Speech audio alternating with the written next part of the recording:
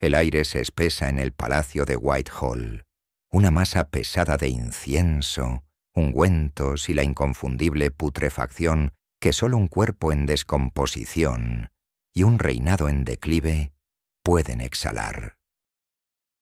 Es enero de 1547, y el hombre que alguna vez fue el sol radiante de Inglaterra, el atlético y erudito príncipe renacentista, y luego el tirano inclemente que desafió a papas y decapitó reinas, yace ahora atrapado en un cuerpo que es una fortaleza sitiada por la enfermedad. Sus 180 kilos, un tormento en sí mismos, apenas pueden ser movidos por la docena de sirvientes que, con el rostro inexpresivo y el alma encogida, asisten al último acto de la vida de Enrique Oetócteo. Una úlcera supurante en la pierna, abierta desde hacía años, expele un hedor que ni la mirra más potente ni las hierbas más exóticas pueden aplacar.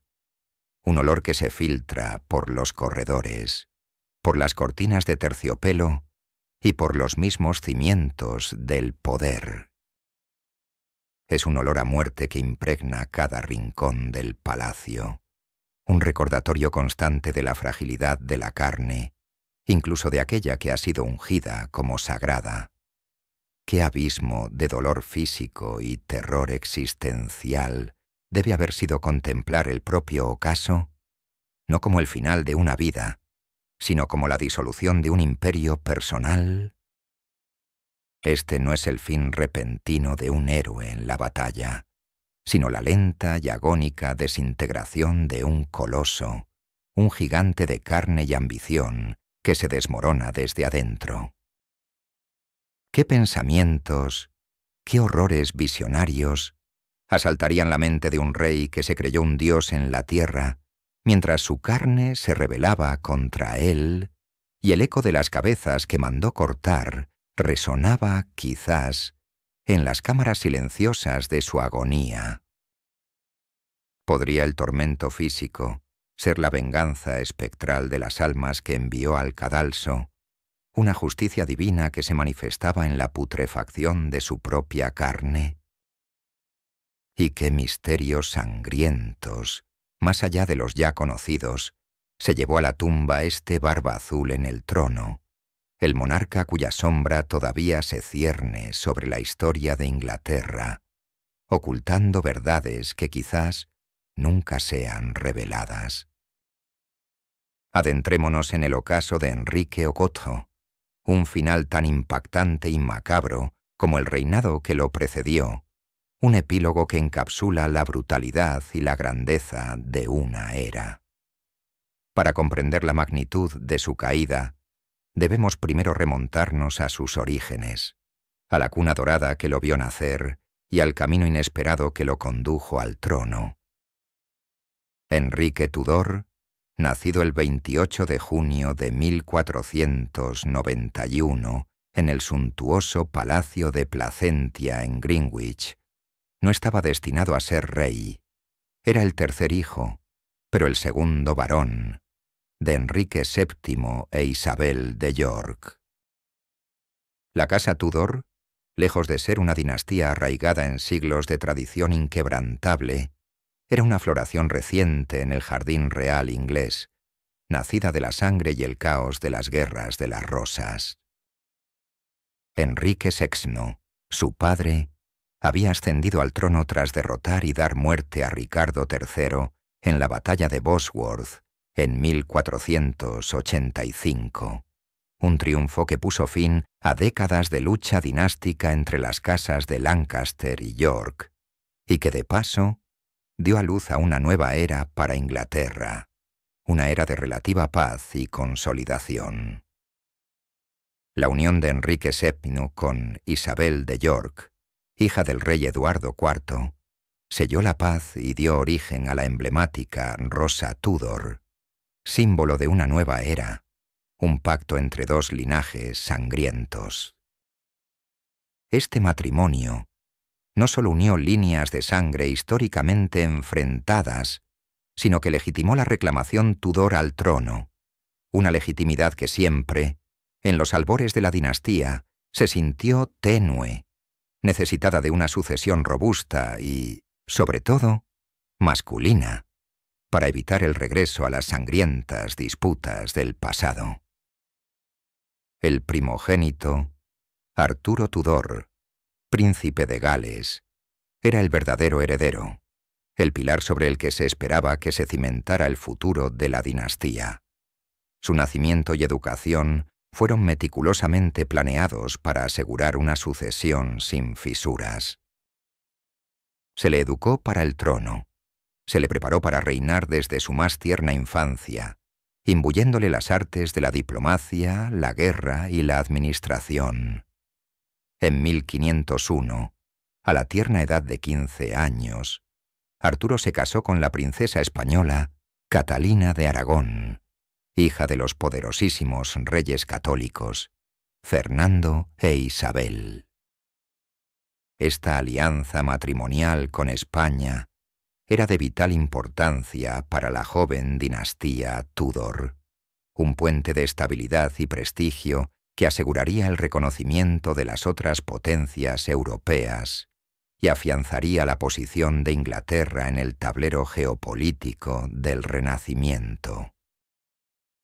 Pero el destino, con una ironía cruel y un giro inesperado, tenía otros planes. Apenas unos meses después de su matrimonio, en abril de 1502, Arturo murió en Ludlow Castle, presumiblemente a causa de la sudoración inglesa, una enfermedad misteriosa y letal. Su muerte dejó a Catalina viuda y a la dinastía Tudor sin un heredero directo, con un único hijo varón superviviente, el joven Enrique, entonces duque de York, que contaba apenas 10 años. La muerte de Arturo no fue solo una tragedia personal que sumió a la familia real en el luto. Fue un terremoto político que sacudió los cimientos de la nueva dinastía y catapultó al joven Enrique, un niño, al centro de un escenario para el que no había sido educado. Enrique, a diferencia de su hermano mayor, había sido preparado para una carrera eclesiástica. Su educación, por lo tanto, fue excepcionalmente profunda y humanista. Esta instrucción le imbuyó de una profunda erudición, una mente ágil y una notable habilidad para los estudios teológicos, convirtiéndolo en uno de los monarcas más cultos de su tiempo. Hablaba con fluidez latín, francés y español, y su biblioteca personal era vasta y ecléctica. Era un hombre de vastos intereses, un músico consumado. Se le atribuyen composiciones como Pastime with Good Company, un escritor talentoso y un poeta. Su corte, en sus primeros años, sería un hervidero de intelectuales y artistas, un reflejo de su propia pasión por el aprendizaje y las artes del Renacimiento, atrayendo a figuras como Tomás Moro y Erasmo de Róterdam. Pero más allá de su intelecto y sus pasiones artísticas, Enrique era un joven excepcionalmente carismático y atlético, una figura imponente que destacaba en las justas, la caza y el tenis real. Su altura, casi 1,90 metros, y su complexión robusta y musculosa lo convertían en un prototipo de monarca renacentista, un hombre que parecía encarnar la fuerza y la vitalidad de su joven reino, una encarnación del ideal de príncipe perfecto. Era el opuesto de su padre, el prudente y parsimonioso Enrique VII, quien había dedicado su reinado a la consolidación del poder y al llenado de las arcas del Estado, a menudo a expensas de la nobleza. El joven Enrique prometía ser un rey más brillante, más expansivo, más acorde con los ideales de la época, un rey que llevaría a Inglaterra a una nueva era de gloria y reconocimiento internacional. Su ascenso al trono, en abril de 1509, tras la muerte de su padre, fue recibido con una ola de optimismo sin precedentes. A los 17 años, el joven Enrique VIII no solo heredó una Inglaterra relativamente estable y con finanzas sólidas, sino también una nación que anhelaba la vitalidad y el esplendor que su nuevo monarca parecía personificar. Era el amanecer de una nueva era, un monarca vigoroso y lleno de promesas. Poco después de su coronación, Enrique, con una celeridad que asombró a la corte, se casó con Catalina de Aragón, su cuñada. Este matrimonio, que requirió una dispensa papal especial debido al vínculo de consanguinidad, ya que Catalina había estado casada con su hermano Arturo, fue un intento de preservar la valiosa alianza con España y de asegurar la continuidad dinástica que tanto anhelaba la joven dinastía Tudor. Los primeros años de su reinado fueron, en apariencia, una luna de miel política y personal. La pareja real era inmensamente popular. Catalina era descrita como una reina piadosa, culta e inteligente, y Enrique, el epítome del rey ideal, un monificador de torneos, un patrocinador de las artes. La corte era un torbellino de festividades, torneos, banquetes suntuosos y una efervescente actividad intelectual. Enrique se deleitaba en su papel de monarca, se incursionaba en la política europea con una ambición desbordante, buscando reafirmar el lugar de Inglaterra como una potencia de primer orden, y parecía destinado a una de las glorias más grandes de la historia inglesa. El futuro parecía ilimitado. Pero, como este príncipe dorado, admirado por su intelecto y su gracia física, el defensor de la fe, un título concedido por el Papa León X en 1521, por su feroz defensa del catolicismo contra las ideas heréticas de Martín Lutero en su obra Assertio Septem Sacramentorum, se transformaría en el tirano despiadado que la historia recordaría, el Homo Pesemotentus, hombre cuya obsesión por un heredero masculino lo llevaría a desafiar a Roma, a desmantelar una parte integral de la sociedad inglesa y a enviar a 2 de sus esposas y a incontables súbditos al cadalso. ¿Cuál fue el punto de inflexión, el momento exacto en que la ambición se retorció en paranoia y la voluntad férrea se metamorfoseó en brutalidad, creando una figura que inspiraría tanto terror como fascinación?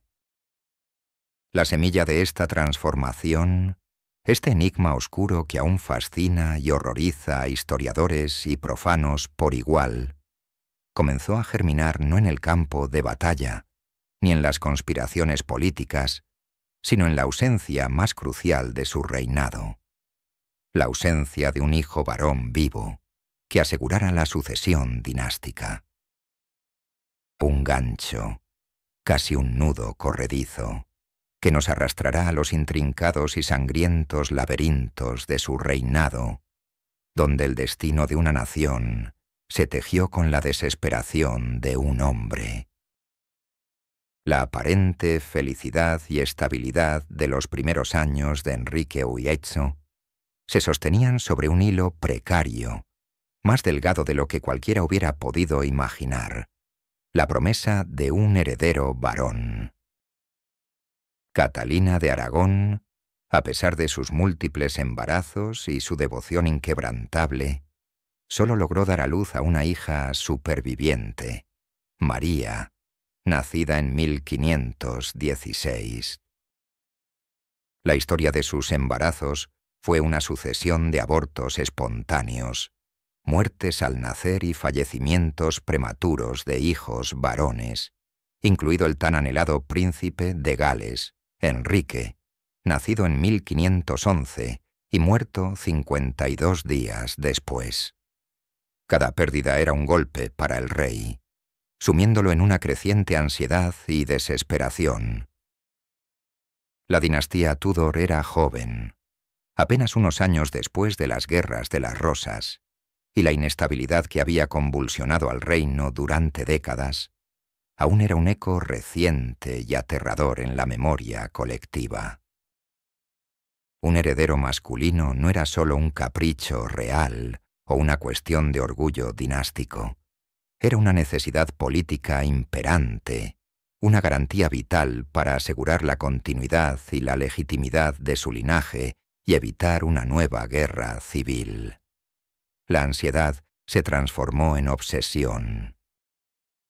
Fue esta obsesión el gran asunto del rey, o King's Great Matter, lo que encendió la mecha de la espiral descendente de Enrique, un fuego que consumiría a Inglaterra y redefiniría su lugar en el mundo.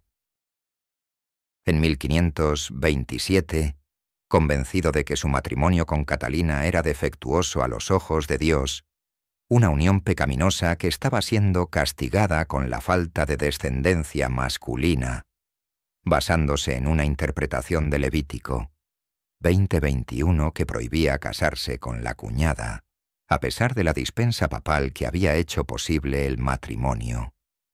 Enrique inició los procedimientos para anular su matrimonio. Este no era un simple divorcio, una separación mundana. Era un cisma potencial, una afrenta directa a la autoridad papal que, de consumarse, tendría ramificaciones teológicas, políticas y militares que resonarían por toda Europa, dividiendo reinos y alterando el equilibrio de poder. El Papa, Clemente VII, se encontraba en una encrucijada imposible.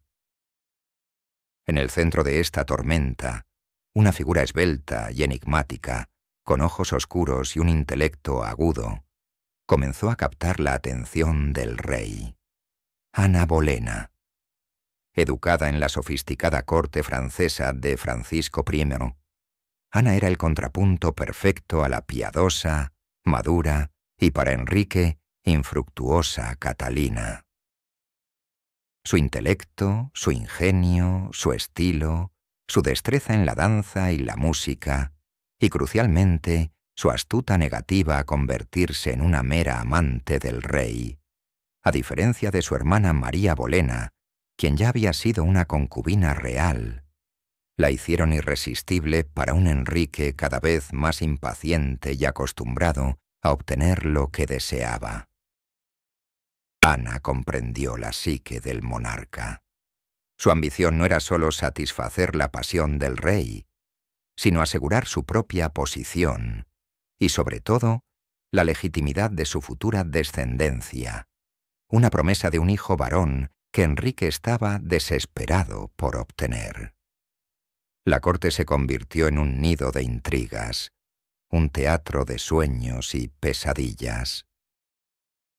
Catalina, respaldada con la inmensa autoridad y poder militar por su sobrino, el poderosísimo emperador Carlos V, se negaba a ceder un ápice, defendiendo su honor, su matrimonio y la legitimidad de su hija María con la dignidad y la tenacidad de una reina.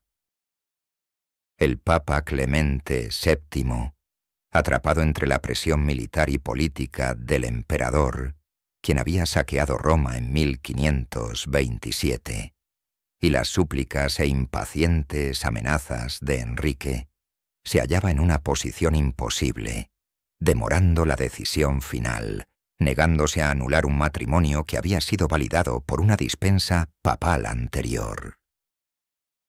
La frustración de Enrique se tradujo en una creciente impaciencia y una brutalidad apenas velada, presagiando el tirano en el que se convertiría.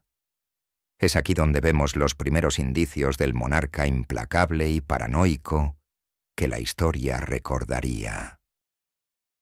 Thomas Wolsey, su Lord Canciller y el principal artífice de la política inglesa durante años, un hombre de inmensa habilidad y ambición que había organizado eventos tan magnánimos como el campo del Paño de Oro, y que una vez había sido el segundo hombre más poderoso de Inglaterra, cayó en desgracia precisamente por no lograr la anulación deseada.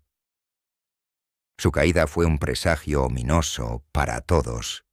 Nadie, por muy cercano al rey que fuera, estaba a salvo de su ira incontrolable una vez que sus deseos eran contrariados. Wolsey murió en 1530, mientras se dirigía a Londres para enfrentar cargos de traición, un destino que muchos atribuyeron directamente a la creciente impaciencia del rey. El vacío de poder dejado por Wolsey fue ocupado por un hombre de una naturaleza muy diferente, Thomas Cromwell, un hombre de orígenes humildes, hijo de un herrero, pero de mente aguda, pragmática, implacable y extraordinariamente eficiente. Cromwell se convertiría en el arquitecto de la Reforma inglesa, ideando el plan para romper con Roma y establecer al monarca como la cabeza suprema de la Iglesia de Inglaterra, un giro audaz y sin precedentes que nadie se había atrevido a contemplar. El Acta de Supremacía de 1534 fue la culminación de este proceso, un acto que no solo redefinió la relación entre la Iglesia y el Estado en Inglaterra, transfiriendo la autoridad espiritual y temporal del Papa al rey, sino que también cimentó el poder absoluto de Enrique VIII, otorgándole un control que ningún monarca inglés había soñado. Las propiedades de los monasterios, consideradas centros de corrupción y riqueza, fueron confiscadas por la corona entre 1536 y 1540, un proceso conocido como la disolución de los monasterios. Esto no solo llenó las arcas reales con una riqueza inimaginable, sino que también creó una nueva clase de terratenientes leales a la corona, cimentando aún más la ruptura con Roma y asegurando que los intereses económicos de la nobleza se alinearan con la nueva Iglesia. Mientras tanto, en enero de 1533, Enrique y Ana Bolena se casaron en secreto, antes de que el matrimonio con Catalina fuera formalmente anulado por Thomas Cranmer, el recién nombrado arzobispo de Canterbury, un nombramiento astuto de Enrique para asegurar la aquiescencia eclesiástica. La hija de Catalina, María, fue declarada ilegítima, despojándola de su derecho al trono y humillándola públicamente, mientras la nueva heredera al trono sería Isabel, la hija de Ana, nacida en septiembre de 1533. Pero la alegría de Enrique fue efímera, como tantas otras. Ana, al igual que Catalina, no logró darle un hijo varón superviviente. Tuvo un aborto espontáneo, muy publicitado y devastador para Enrique, a principios de 1536, después de ver al rey gravemente herido en un torneo. La tensión en la corte era palpable. Los enemigos de Ana, que eran muchos, observaban con voracidad, esperando el momento de su caída. La facción conservadora, liderada por figuras como el duque de Norfolk, tío de Ana, irónicamente, y el obispo Stephen Gardiner, veía en Ana la personificación de la herejía y la intromisión protestante, un símbolo de la disolución de las antiguas tradiciones. Enrique, ya de por sí volátil y con una paranoia en aumento, comenzó a cansarse de Ana, su frustración por la falta de un heredero varón devorándolo. Su deseo por una nueva esposa, Juana Seymour, una dama de compañía de Ana, se hizo evidente, y su ojo vagaba por la corte, buscando la solución a su angustia dinástica. Fue en este punto que un incidente aparentemente trivial, un mero accidente de justa, se convirtió en una posible clave fundamental para entender la transformación de Enrique en un tirano despiadado y un monarca errático.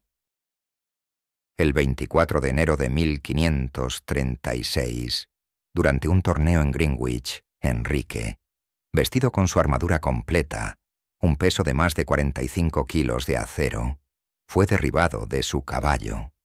Su caballo, un animal de cientos de kilos, cayó encima de él, aplastándolo. El impacto fue brutal.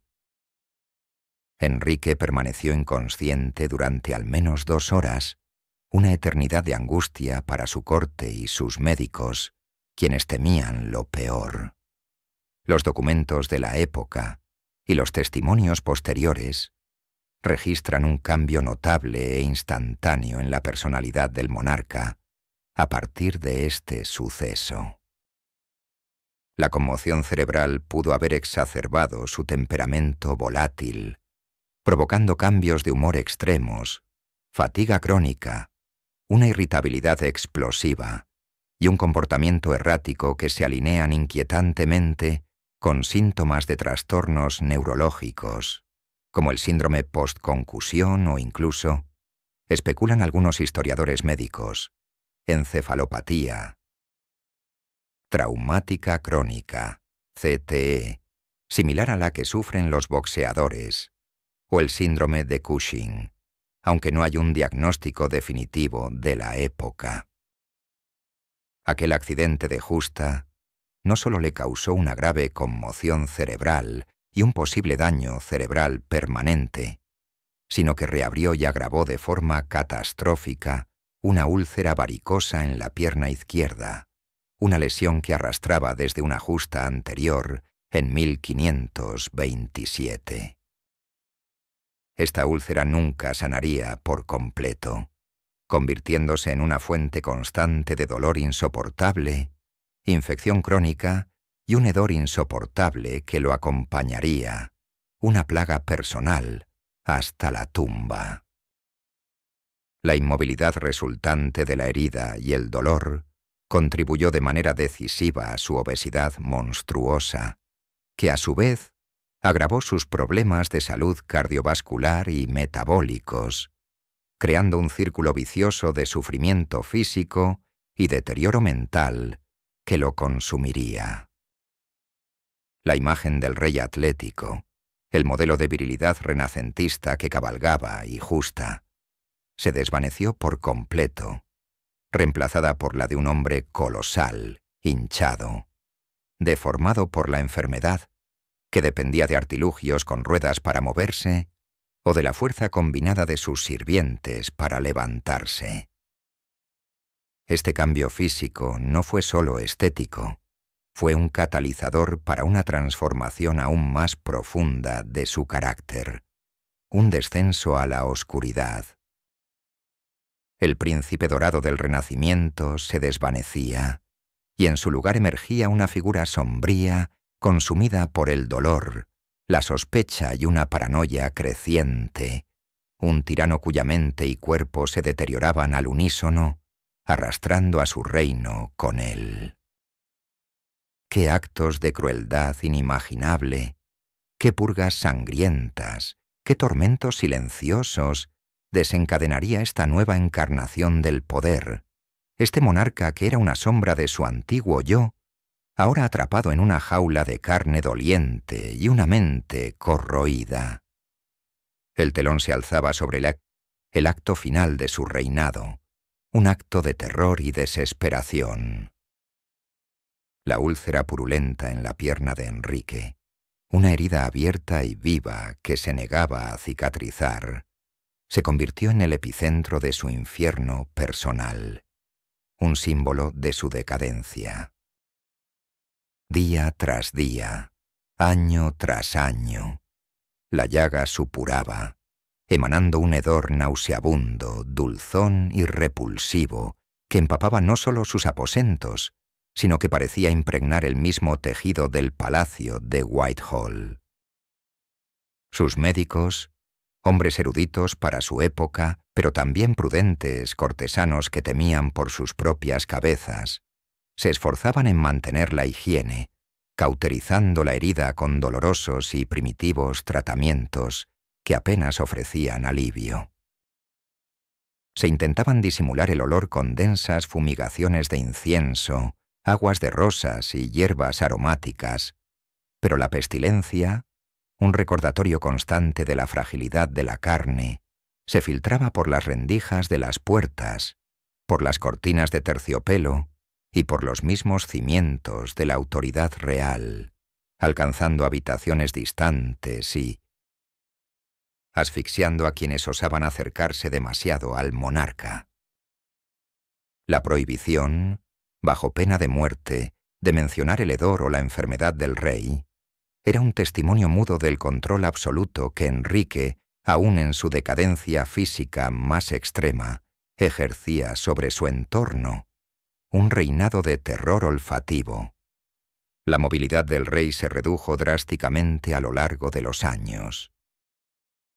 El hombre que una vez fue el alma de las justas y los torneos, el prototipo del rey atlético y gallardo que cabalgaba con furia y gracia, ahora apenas podía moverse sin la ayuda de un artilugio, con ruedas especialmente diseñado para su tamaño, una especie de silla de movilidad temprana, o la fuerza combinada de sus robustos sirvientes, quienes lo arrastraban de un lugar a otro.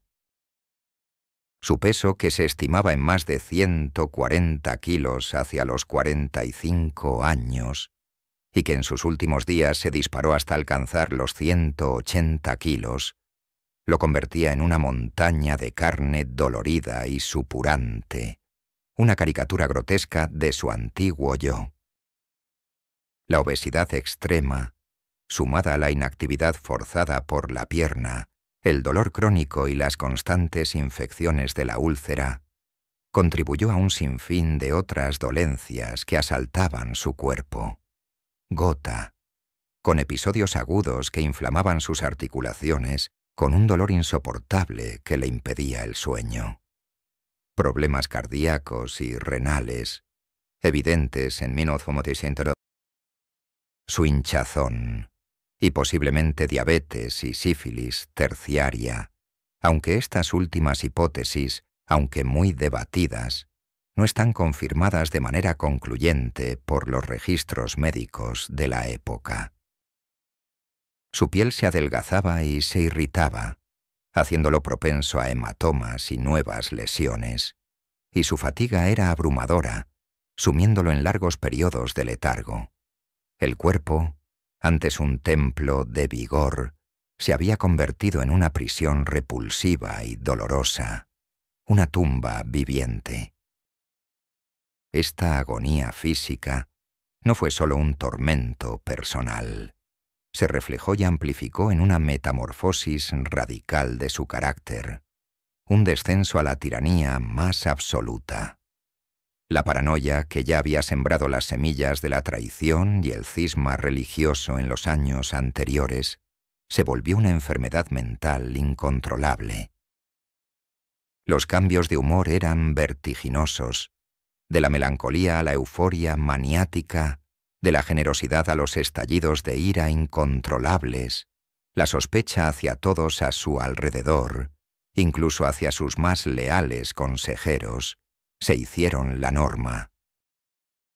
El hombre culto y carismático de su juventud había dado paso a un ogro, un monstruo tiránico cuyo ceño fruncido, ojos pequeños y mirada inestable eran suficientes para helar la sangre de cualquier cortesano que se atreviera a acercársele. El miedo a su persona, más que la lealtad, se convirtió en el principal motor de la corte. La tragedia de Ana Bolena fue el primer gran acto de esta era de deterioro y paranoia. Su incapacidad para dar a luz a un varón superviviente, combinada con las intrigas de sus muchos enemigos en la corte y la propia fatiga del rey, selló su destino. Las acusaciones de adulterio, incesto con su hermano George Boleyn y traición, en gran parte fabricadas y basadas en la histeria y el deseo de deshacerse de ella, cayeron sobre ella como una sentencia de muerte inevitable. La corte, antes llena de celebraciones por la nueva reina, se convirtió en un escenario de murmullos, susurros y un miedo paralizante. El 19 de mayo de 1536, Ana Bolena fue decapitada en el patíbulo de la Torre de Londres, su cuello cortado por una espada en lugar de un hacha, un privilegio para una reina que, irónicamente, la vería morir con mayor velocidad y menor sufrimiento. Enrique, con una frialdad escalofriante y una crueldad que asombró incluso a sus contemporáneos, ya había puesto sus ojos en Juana Seymour, con quien se casaría apenas 11 días después de la ejecución de Ana, demostrando una celeridad macabra que nadie pudo entender. Juana Seymour fue la única de sus esposas que, por un breve y precioso tiempo, le dio lo que tanto anhelaba, un hijo varón, el futuro Eduardo VI, nacido en octubre de 1537, en el palacio de Hampton Court.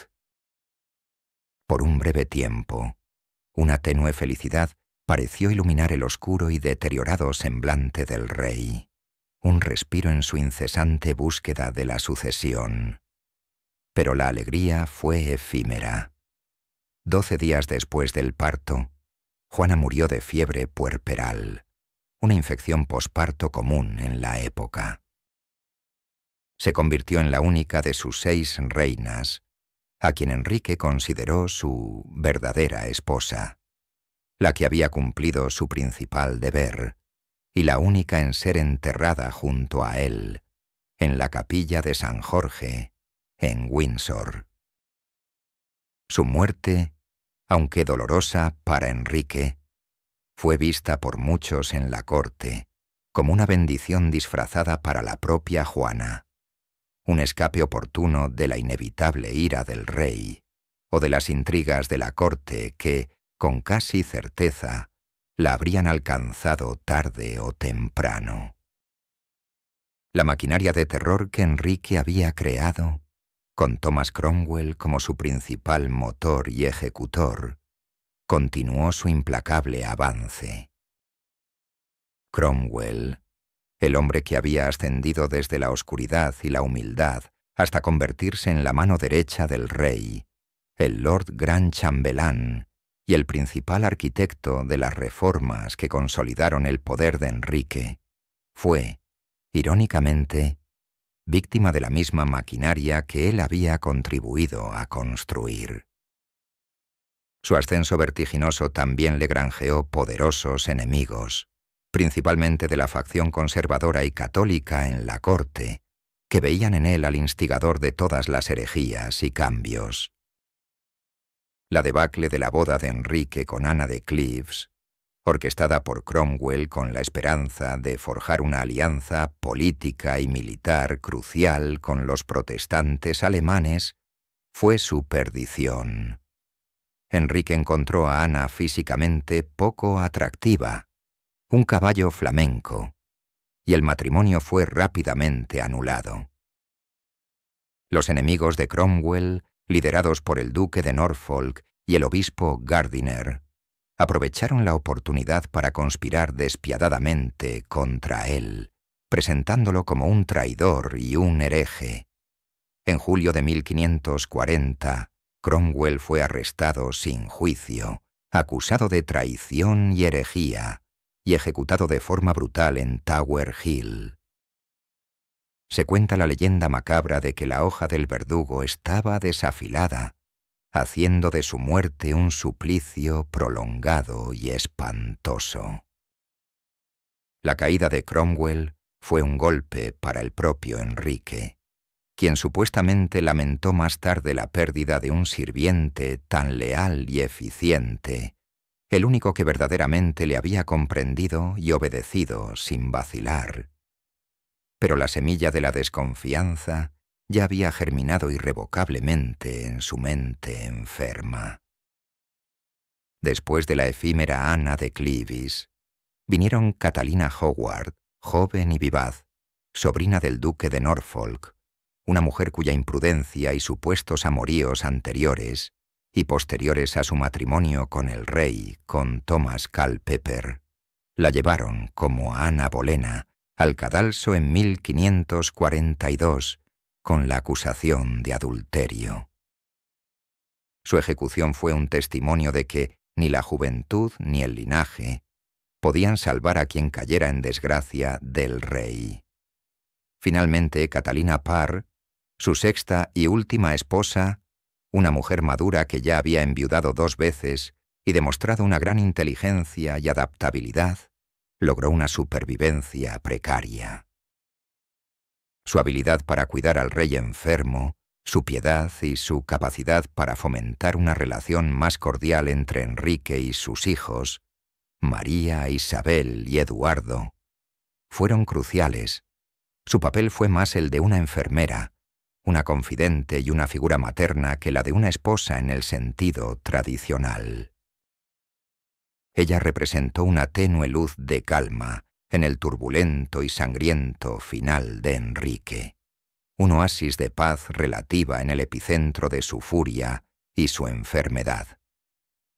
El reloj de arena del rey se vaciaba sin piedad. Su salud, descrita como perfecta en su juventud, se había deteriorado catastróficamente, pasando de ser un modelo de vigor a una ruina física.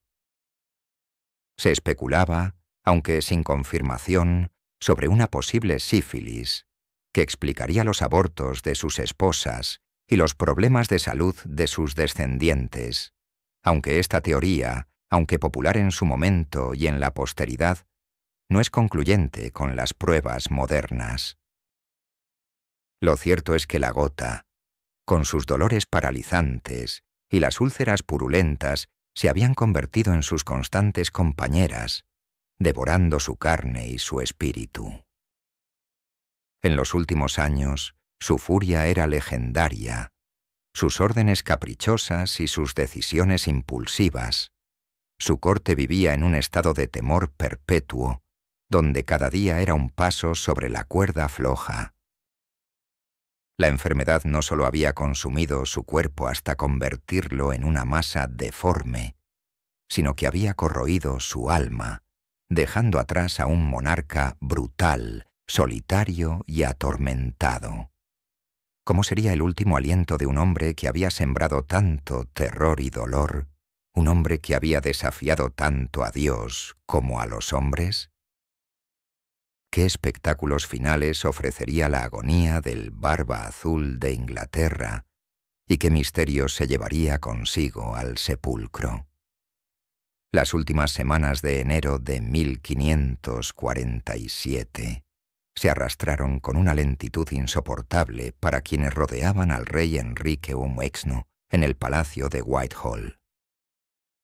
El gran palacio, normalmente un hervidero de intrigas, banquetes y ambiciones desatadas, se sumió en un silencio tenso, casi sepulcral, interrumpido solo por los gemidos sordos del monarca y el susurro ansioso y furtivo de los cortesanos. El rey ya no se movía de su dormitorio, anclado a su lecho por el peso inmenso de su cuerpo y el dolor atroz de sus piernas, especialmente de la úlcera infectada. La úlcera, esa herida abierta y viva, había empeorado hasta convertirse en una fuente constante de pus verdoso y sangre, un foco de infección tan grave que envenenaba su carne y el aire a su alrededor. El hedor era tan penetrante y dulce que, a pesar de los esfuerzos desesperados de sus sirvientes por disimularlo con quemas de incienso, esencias de mirra y hierbas aromáticas importadas, trascendía las gruesas cortinas de terciopelo, los lujosos tapices y los sólidos muros, esparciéndose por toda el ala real, un recordatorio olfativo constante e ineludible de la decadencia de la majestad y la inminencia de la muerte. El 27 de enero de 1547, era más que evidente que la muerte, esa implacable recolectora, rondaba los aposentos reales, sentada ya a los pies del lecho del rey. El cuerpo del rey, deformado por la obesidad mórbida, la retención de líquidos y la hinchazón causada por la enfermedad, era una masa de sufrimiento palpable. Sus ojos, a veces, se perdían en el vacío o giraban hacia la parte posterior de su cabeza, sumiéndolo en profundos delirios febriles y horrores visionarios, como se rumoreaba con pavor en la corte. Los dolores de estómago crónicos, las infecciones generalizadas, los ataques agudos de gota que le destrozaban las articulaciones y la insuficiencia venosa de sus piernas que le impedía el paso, convertían cada momento en una agonía indescriptible, un infierno en vida. La etiqueta de la corte, sin embargo, se mantenía con una rigidez absurda y mortal. Nadie se atrevía a pronunciar la palabra muerte en presencia del rey. Predecir su final era considerado traición, y el miedo a la furia del moribundo, aún palpable y temido, era más fuerte que la realidad inminente que todos presenciaban. Sus médicos, hombres de ciencia para su época, pero antes que nada cortesanos adiestrados en la supervivencia, se mantuvieron en un mutismo cauteloso, incapaces de comunicar al rey la verdad inexorable de su condición, por temor a su ira y a su propia ejecución. Fue un leal y valiente mozo de cuadra, Sir Anthony Denny, el único que tuvo el valor de acercarse a la cama del rey y con el corazón en un puño y la voz apenas audible, sugerirle a su majestad que era momento de arrepentirse de sus pecados como buen cristiano y prepararse para el juicio divino. Se dice que Enrique, con un esfuerzo supremo que agotó sus últimas fuerzas, respondió con voz débil y arrastrada por la agonía, ordenando que el arzobispo Thomas Cranmer fuera llamado a su lado de inmediato. Era una escena cargada de un simbolismo abrumador. El gran cisma, el hombre que había desafiado a la milenaria Iglesia de Roma, el artífice de la ruptura, ahora en su lecho de muerte, buscaba la absolución y la paz espiritual. Cranmer, el mismo que había anulado sus matrimonios y coronado a sus esposas, el arquitecto teológico de la Reforma, llegó con urgencia, temiendo el final. Al encontrar al rey casi incapaz de hablar, con el habla arrastrada por la inminencia del final y la fiebre, Cranmer le pidió una señal si moría en la fe de Cristo. Enrique, según los pocos testimonios fidedignos, apretó la mano de Cranmer con fuerza, la única señal de su conciencia y posible arrepentimiento en ese momento crucial. Un último acto de comunicación de su moribundo espíritu. El ambiente en la habitación era asfixiante, cargado de un miedo tangible. La respiración del rey se volvió más superficial, más errática, una serie de jadeos guturales que se ahogaban en el líquido que llenaba sus pulmones. El olor a putrefacción, a sudor febril, a medicina herbal y a la propia descomposición de la carne. Llenaba el aire de una manera tan densa que era casi palpable. Los sirvientes, los médicos, los pocos cortesanos que se atrevían a permanecer en la cercanía, observaban con una mezcla inescrutable de pavor y un alivio contenido, casi culpable. Cada movimiento, cada sonido, cada suspiro del rey era analizado, interpretado, temido, como si en ellos residiera el último vestigio de su poder tiránico. En el silencio gélido de la madrugada del 28 de enero de 1547, el día en que su padre, Enrique VII, habría cumplido 90 años, el rey de Inglaterra, Enrique VIII, exhaló su último aliento en el palacio de Whitehall. Tenía 55 años, y su reinado de 37 años había alterado para siempre la faz de su nación. El momento preciso, ese instante final, fue probablemente un espasmo, un colapso total del cuerpo agotado por años de enfermedad, dolor y exceso. Los ojos, quizás, aún abiertos en un último reflejo de vida, se fijaron en la nada antes de cerrarse o quedar vidriosos, un signo de la partida del alma. La expresión del rostro, una máscara de dolor y, quizás, de una pálida resignación, se congeló en la muerte, una última imagen para los que lo rodeaban. No hubo un diagnóstico claro de la causa exacta de su muerte en los registros de la época, y las teorías han proliferado a lo largo de los siglos, tejiendo un velo de misterio sobre su final. Una insuficiencia cardíaca congestiva, compatible con su obesidad mórbida, inactividad y fatiga crónica, es una posibilidad médica plausible.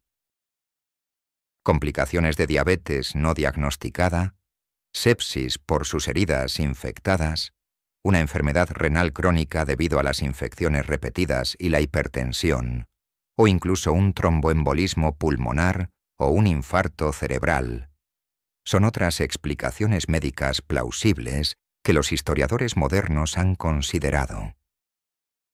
Algunos historiadores especulan que pudo haber sufrido del síndrome de Cushing, una condición causada por la sobreproducción de cortisol que explicaría su aumento de peso descontrolado, piel fina y propensa a úlceras, fatiga, debilidad muscular y los cambios extremos de humor y comportamiento errático. La teoría de la sífilis, aunque extendida en la cultura popular, carece de pruebas concluyentes en los registros históricos y médicos.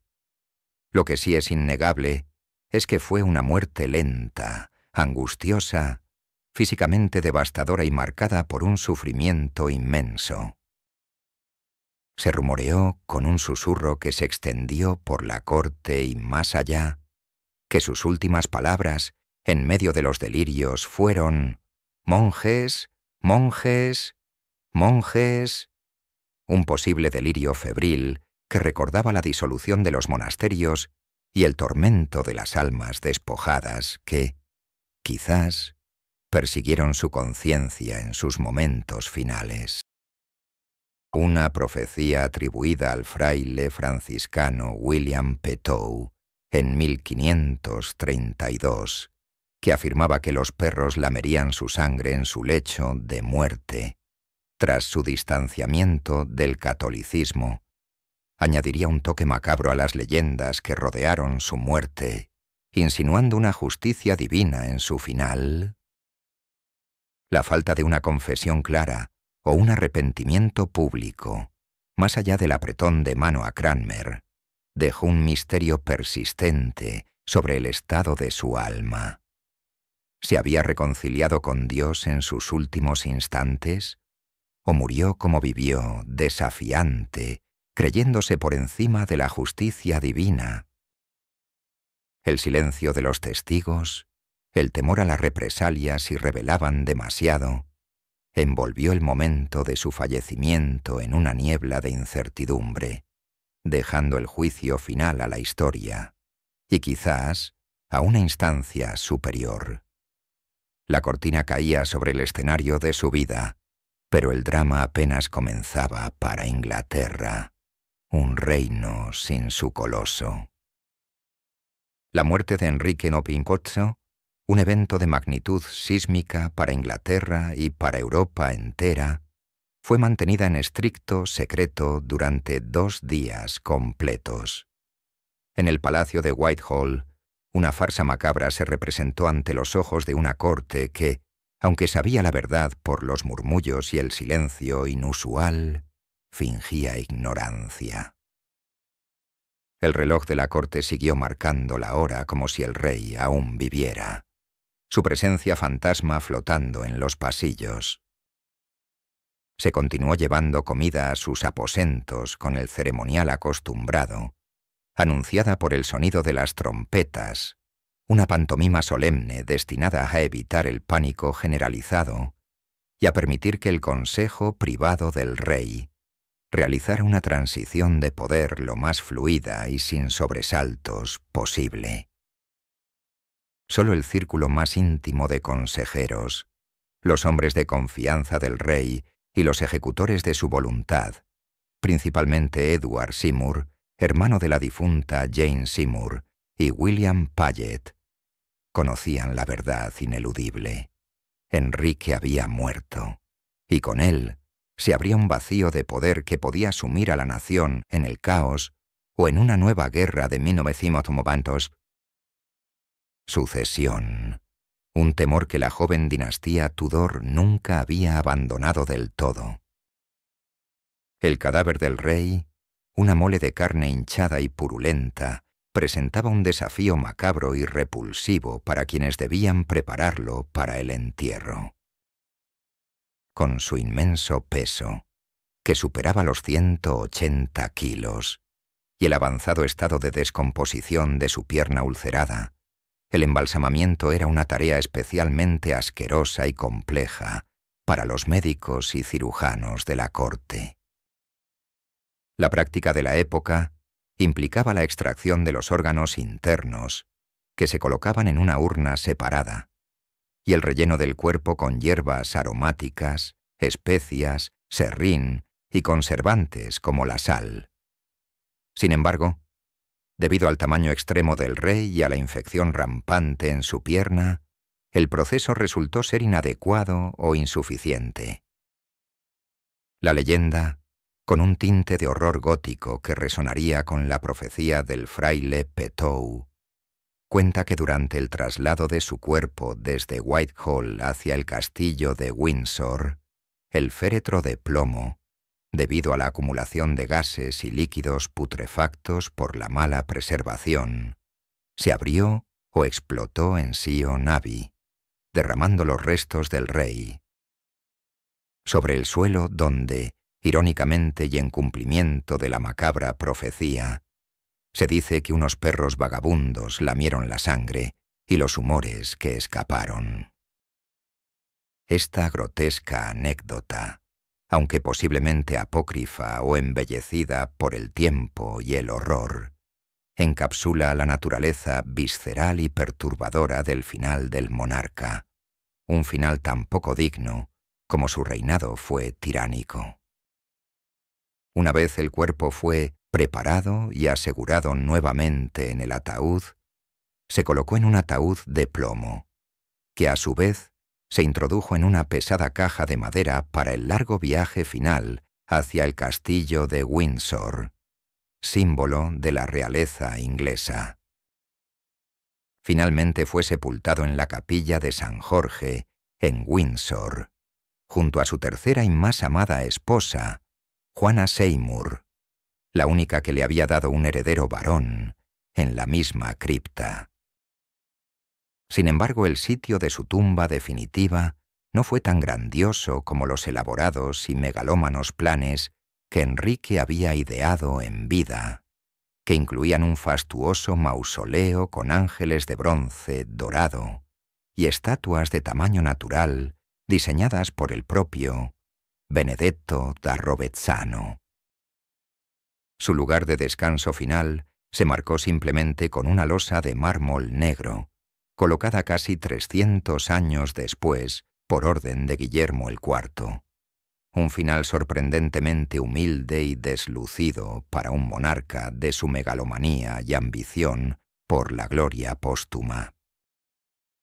La noticia de la muerte de Enrique, una vez anunciada oficialmente el 31 de enero, provocó una gama compleja y contenida de reacciones en todo el reino. En la corte, la reacción predominante fue una mezcla de alivio apenas disimulado y un temor palpable ante el futuro incierto. Alivio por el fin de un reinado marcado por la tiranía, la imprevisibilidad y las ejecuciones sumarias. temor por la incertidumbre que se abría, la posible inestabilidad dinástica y las inevitables luchas por el poder. El heredero, Eduardo VI, tenía apenas 9 años cuando ascendió al trono, convirtiéndose en el primer monarca protestante de Inglaterra de pleno derecho, criado bajo la doctrina reformada. Su juventud significaba que el poder recaería en un consejo de regencia, lo que inmediatamente desató una feroz y sangrienta lucha por el control entre las facciones reformistas, protestantes, y las conservadoras, católicas. Edward Seymour, hermano de la difunta reina Juana y tío del joven rey, por lo tanto su pariente más cercano por línea materna, emergió rápidamente como Lord Protector del reino y gobernador de la persona del rey, un hombre de inmensa ambición y fuertes convicciones protestantes, que pronto desmantelaría muchos de los pilares del anglicanismo, moderado que el propio Enrique había establecido, inclinándose mucho más hacia el protestantismo radical. Los principales nobles, que habían vivido bajo la sombra constante de la guillotina o la horca, respiraron con cautela, pero también con una esperanza renovada. Aquellos que habían sobrevivido a las purgas de Enrique, como Thomas Howard, el poderoso duque de Norfolk, quien irónicamente había sido encarcelado en la Torre y su ejecución había sido programada para el mismo día de la muerte del rey por cargos de traición. Vieron sus vidas salvadas por el destino y la providencia. El clero, dividido por la reforma de Enrique, observaba con aprensión el ascenso de un rey niño y las posibles nuevas directrices religiosas que impondría el protectorado. El pueblo, en las bulliciosas ciudades y en los remotos campos, experimentó una mezcla de luto oficial y un subyacente sentido de liberación. Enrique había sido un monarca imponente, una figura de autoridad innegable, pero también un tirano, un hombre que había elevado los impuestos hasta niveles exorbitantes para financiar sus guerras en Francia y Escocia y su fastuoso estilo de vida, y que había ejecutado a aquellos que se le oponían, ya fueran católicos devotos o protestantes. Radicales, sin distinción. El vacío de poder generó un frenesí de maniobras políticas en la corte. El nuevo Consejo de Regencia se estableció rápidamente, pero sus miembros, muchos de ellos hombres que Enrique había promovido precisamente por su lealtad y su dependencia del rey, comenzaron a luchar por su propia influencia y agenda, socavándose mutuamente. Las órdenes del rey muerto, detalladas en su último testamento, se reinterpretaron, se modificaron o se ignoraron según la conveniencia de los nuevos hombres fuertes. El inicio del nuevo régimen, aunque aparentemente pacífico en sus primeros días, estaba plagado de las semillas del conflicto, la intriga y la inestabilidad que caracterizaría los reinados de los hijos de Enrique, Eduardo VI, María I y finalmente Isabel I.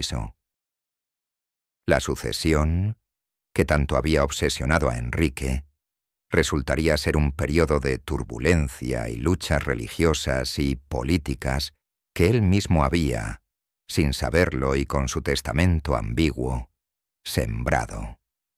¿Qué cicatrices permanentes dejaría el reinado de Enrique VIII en el alma de Inglaterra? Y cómo la historia reescribiría la leyenda de este rey controvertido, cuyas ambiciones y crueldades transformaron para siempre el destino de una nación, incluso después de su putrefacto y agonizante final. La muerte de Enrique VIII no fue meramente el final de un monarca. Fue la clausura de una era de absolutismo sin precedentes y el catalizador de una transformación irreversible para Inglaterra. cuyos ecos resuenan hasta el día de hoy en su cultura, su política y su fe. Su legado es un tapiz complejo, tejido con hilos de poder absoluto, reforma religiosa radical, ambición personal desmedida y una brutalidad que marcaría a fuego la memoria de su reinado. El impacto más trascendental y duradero de Enrique Ombotris fue la ruptura con la Iglesia católica y la creación de la Iglesia de Inglaterra, el anglicanismo.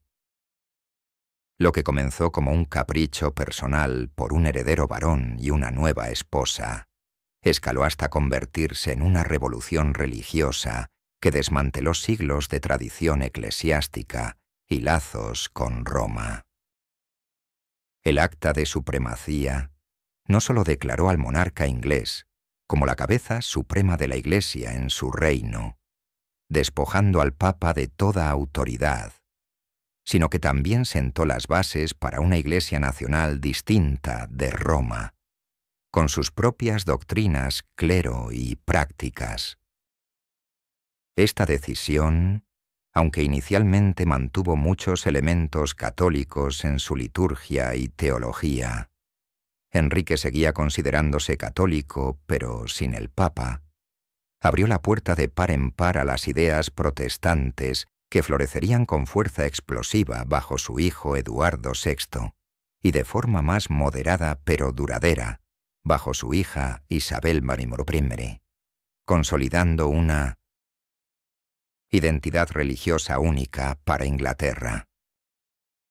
Las consiguientes persecuciones, tanto de católicos que se negaron a reconocer la supremacía real, como Sir Tomás Moro, como de protestantes que desafiaron sus doctrinas, mancharon su reinado con la sangre de mártires de ambos bandos, reflejando la turbulencia y la crueldad de una nación en busca de su identidad religiosa. La disolución de los monasterios, un proceso llevado a cabo entre 1536 y 1540, bajo la supervisión de Thomas Cromwell, fue otro pilar fundamental de su legado. Esta expropiación masiva de tierras, edificios y riquezas eclesiásticas no solo enriqueció la corona de forma colosal, utilizándose para financiar guerras y los proyectos de ostentación del rey, sino que también reestructuró la sociedad inglesa de manera profunda. Las tierras confiscadas fueron vendidas o distribuidas entre la nobleza y la gentry, la pequeña nobleza terrateniente, creando una nueva clase de terratenientes con un interés vested en el nuevo orden religioso y político, fortaleciendo la lealtad a la corona. Sin embargo, también supuso la destrucción de valiosos centros de aprendizaje, bibliotecas, cultura y caridad. Los monasterios ofrecían asistencia a los pobres y enfermos, dejando un vacío social y cultural que tardaría en sanar y que, para muchos, fue un acto de vandalismo. La magnificencia de Enrique, manifestada en la construcción de palacios suntuosos como el de St. James o la reconstrucción de la abadía de Westminster, aunque su tumba quedó inconclusa, y su inversión estratégica en la Marina Real, con el desarrollo de barcos de guerra avanzados como el Mary Rose, sentaron las bases para el futuro poderío marítimo de Inglaterra, que se consolidaría en el reinado de Isabel I, y sería crucial para la expansión imperial. Sin embargo, estos gastos excesivos, sumados a sus guerras continentales, también dejaron el reino empobrecido y endeudado a su muerte, una herencia financiera pesada para sus sucesores. A nivel político, Enrique VIII consolidó un poder monárquico sin precedentes en Inglaterra. Ejerció un control más absoluto que cualquier otro monarca inglés antes o después de él, centralizando el gobierno y utilizando el parlamento, que antes había sido una herramienta para frenar el poder real para legitimar sus propias reformas, integró Gales plenamente en su reino, expandiendo la autoridad de la corona. Su reinado es un estudio de caso fascinante sobre la corrupción inherente al poder ilimitado, como la megalomanía, la obsesión y el dolor físico pueden desfigurar a un individuo y, por extensión, a toda una nación, moldeando su destino con mano de hierro. Su búsqueda implacable de un heredero varón, que lo llevó a 6 matrimonios y a la ejecución de 2 de sus esposas por cargos de traición, la mayoría fabricados, marcó profundamente su vida personal y pública, convirtiéndose en el motor de muchos de sus actos más drásticos y crueles. La ironía suprema, un eco burlón de la historia, reside en que a pesar de sus desesperados y sangrientos esfuerzos por asegurar una línea de sucesión masculina, fue su hija, Isabel Priempro, a quien había declarado ilegítima y de la que apenas se había ocupado en su infancia, quien ascendería al trono y, eventualmente, conduciría a Inglaterra, a su edad de oro, un reinado de estabilidad y florecimiento cultural y político sin igual. La memoria de Enrique Obeteiso es compleja y controvertida, un gigante contradictorio en el panteón de los monarcas ingleses.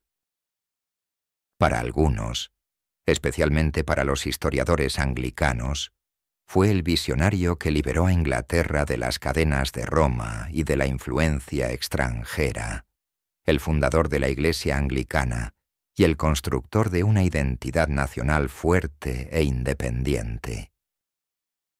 Para otros, fue el Barba Azul, un tirano caprichoso y sanguinario, un depredador que destruyó vidas, patrimonio y tradiciones en pos de su propio interés, un hombre cuyo ego y crueldad dejaron un reguero de cadáveres y un país traumatizado. Su imagen, desde el apuesto y atlético joven monarca renacentista hasta el monstruo obeso, purulento y paranoico de sus últimos años, es una metáfora visual impactante y grotesca de la degradación moral y física que el poder absoluto y desmedido puede infligir a un individuo y a la sociedad que lo rodea. Su muerte, lenta y dolorosa, cargada de los horrores de su cuerpo y, quizás, de los tormentos de su conciencia por las vidas que había destruido, fue el clímax de una vida de excesos, contradicciones y decisiones que alteraron el curso de la historia. Dejó un reino transformado irrevocablemente, dividido en sus lealtades religiosas y políticas, y un legado que sigue siendo objeto de un debate apasionado y de una fascinación sin fin. Fue Enrique VIII un monstruo necesario para la evolución y la modernización de Inglaterra, un reflejo brutal de su época implacable, o simplemente una aberración cuya tiranía y obsesiones sembraron una semilla de caos que Inglaterra tardaría siglos en superar? La respuesta se encuentra en las sombras y las luces de su reinado, un enigma persistente que nos invita a reflexionar sobre la naturaleza del poder, la fragilidad inherente de la carne humana y el impacto indeleble que un solo hombre, con todas sus virtudes y sus infinitas fallas, puede dejar en el curso inmutable de la historia.